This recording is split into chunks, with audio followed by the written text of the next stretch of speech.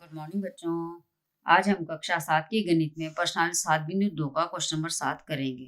Chapter का नाम है त्रिभुजों की सर्वांग समता।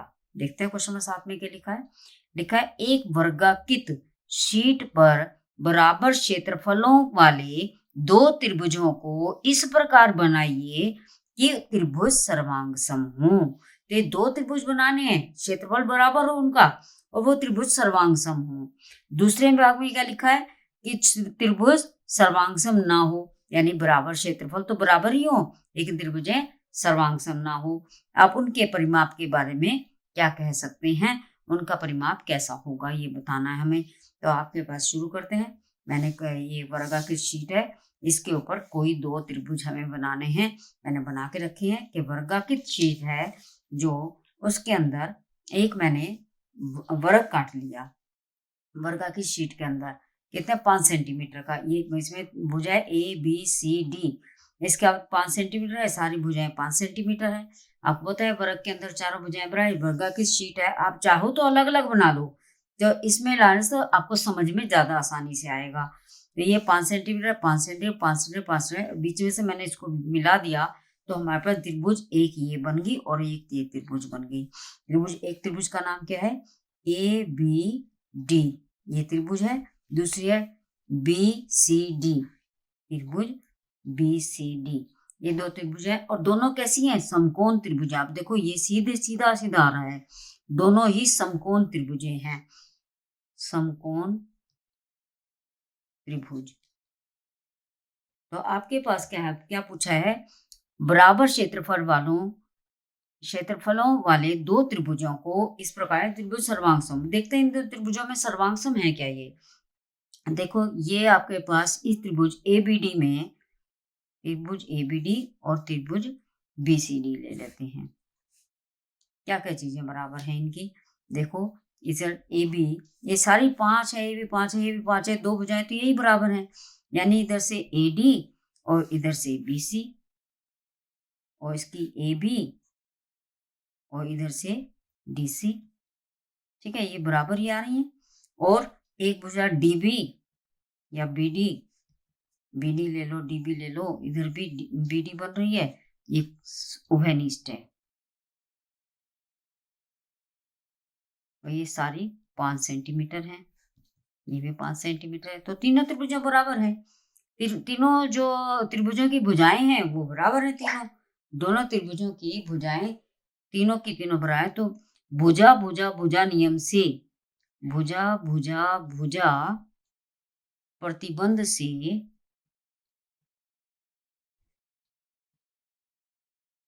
त्रिभुज ए बी डी व त्रिभुज बी सी डी कैसी है, ये बी सी डी सर्वांग सम है।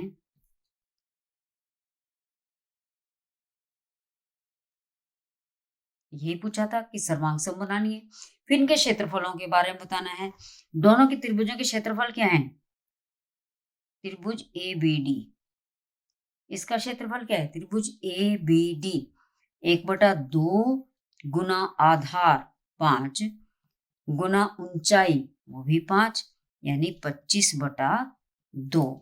आधार ऊंचाई 1/2 गुना आधार गुना ऊंचाई, तो आपके पास क्या आएगा, यानी 12.5 वर्ग सेंटीमीटर।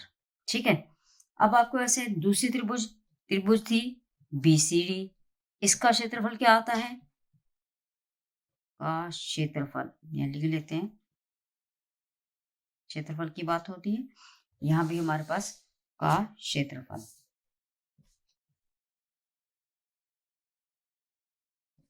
क्या आएगा, 1/2 गुना, इसका आधार क्या है, इसका आधार भी ये 5 है, ये 5 है, आधार गुना ऊंचाई यानी 5 गुना 5,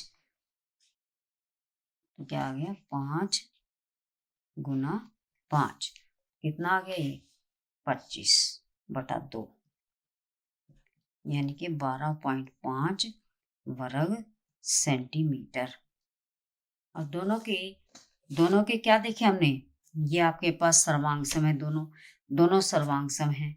दूसरा हमारे दोनों की जो क्षेत्रफल आए वो ही बराबर हैं। तीसरा क्या पता करना है, क्या उनके परिमाप के बारे में आप क्या कह सकते हैं। आप उनके परिमाप के बारे में क्या कह सकते हैं।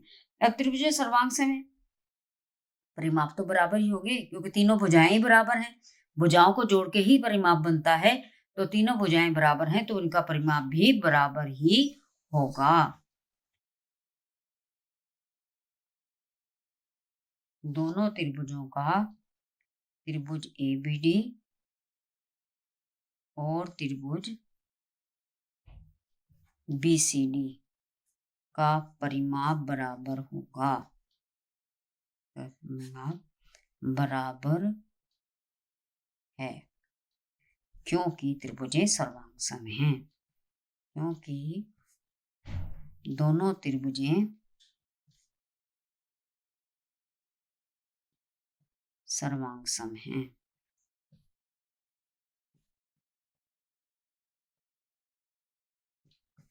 ठीक है। अब इसी तरह से हम इसके बी भाग में कर लेते हैं। ए भाग का तो हमारा हो गया कि त्रिभुज सर्वांग त्रिभुज बना लिए हमने और उनके क्षेत्रफल भी बराबर बनाए, फिर हमने उनका परिमाप भी कहते हैं बराबर हैं। अब हमने करना है दूसरे भाग में वर्गाकृत शीट के पर ही आपको क्या करना है, क्या लेना है इसके अंदर कि सर्वांग ना हो। त्रिभुज कैसी बनानी है, जो सर्वांग ना हो, और उनके परिमाप के बारे में आप क्या कह सकते हैं। मैंने बना के रखी है शीट,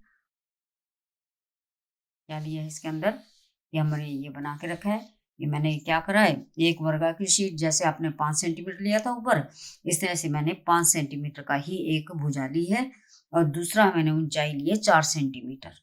ठीक है, तो उसमें त्रिभुज का नाम बताया ए बी सी, ये त्रिभुज ली है, और दूसरी त्रिभुज ली है ए डी बी। इनकी भी ऊंचाई दोनों की बराबर है, आधार और ऊंचाई ये मैंने समानांतर इसके ली है बिल्कुल।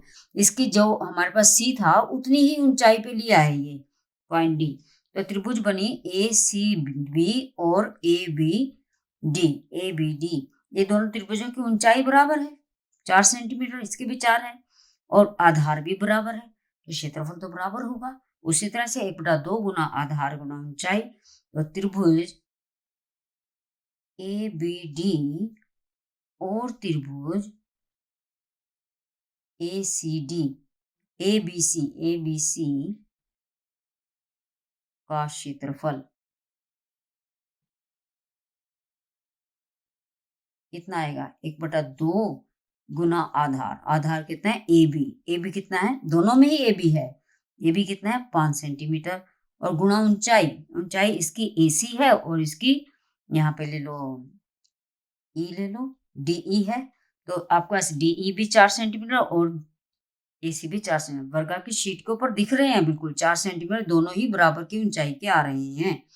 दोनों कितनी ऊंचाई के आ रहे हैं, बराबर ऊंचाई के हैं, तो आपको ऐसा क्या आएगा 4 सेंटीमीटर। 2 से 2 कट गया, 2 से 4 कट गया, 2 पंजे 10 वर्ग सेंटीमीटर। और दोनों के क्षेत्रफल तो बराबर हो गए। अब हमारे पास काम है कि दोनों त्रिभुजें सर्वांग सम ना हो। बिल्कुल, अब देखो त्रिभुज ए बी सी कैसी है, त्रिभुज ए बी सी कैसी है, समकोण त्रिभुज दिख रही है हमें। एक कोण 90 डिग्री का है ये वाला, में कोण ए 90 डिग्री है, यानी समकोण त्रिभुज है। और दूसरी त्रिभुज है ए डी बी, ये कैसी है, ये तो हमें दिख नहीं रही है कि समकोण है, ये कैसी दिख रही है, ये दिख रही है न्यून कोण त्रिभुज। और त्रिभुज ए डी बी न्यून कोण त्रिभुज है। कैसी त्रिभुज है, न्यून कोण त्रिभुज है। तो दोनों सर्वांगसम तो हो जाए, सर्वांगसम के अंदर प्रत्येक अंग समान होता है। अगर एक समकोण है तो दूसरी भी समकोण होना जरूरी है, तो इसलिए ये सर्वांगसम नहीं है। ये दोनों त्रिभुजें कौन सी, त्रिभुज ए बी डी और त्रिभुज ए बी सी सर्वांगसम नहीं है, सर्वांगसम नहीं है। अब आप बताना इसके उनके परिमाप के बारे में आप क्या कह सकते हैं। अब दोनों सर्वांग नहीं है, सर्वांग तो भुजाएं भी बराबर नहीं है, बराबर भुजाएं, संगत भुजाएं बराबर नहीं है, तो उनका जब ये बराबर ही नहीं तो उनका परिमाप कैसा होता है। परिमाप जो होता है वो भुजाओं को जोड़ करके बनता है, तो इसका ना परिमाप भी इनका बराबर नहीं है। दोनों त्रिभुजों का परिमाप भी बराबर नहीं है। दोनों त्रिभुजों का परिमाप बराबर नहीं हो सकता या बराबर नहीं है, नहीं है। ठीक है, अब आपको समझ में आ गया होगा कि चाहे आपका क्षेत्रफल बराबर हो, परिमाप जरूरी नहीं है बराबर होगा। परिमाप कब बराबर होगा, जब ये सर्वांग भी होंगी। सर्वांग में प्रत्येक अंग बराबर होता है, और प्रत्येक अंग बराबर हैं तो उनका परिमाप भी बराबर ही होगा। और जो सर्वांग नहीं है उनका प्रत्येक अंग बराबर नहीं होता, तो आपकी भुजाएं भी बराबर नहीं है, तो आपके पास उनका परिमाप भी बराबर नहीं हो सकता। आशा करती हूँ आपको प्रश्नावली 7.2 का क्वेश्चन नंबर 7 अच्छी तरह समझ में आ गया होगा। धन्यवाद। अगर आपको मेरी वीडियो अच्छी लगे तो मेरी वीडियो को लाइक, शेयर और सब्सक्राइब करें।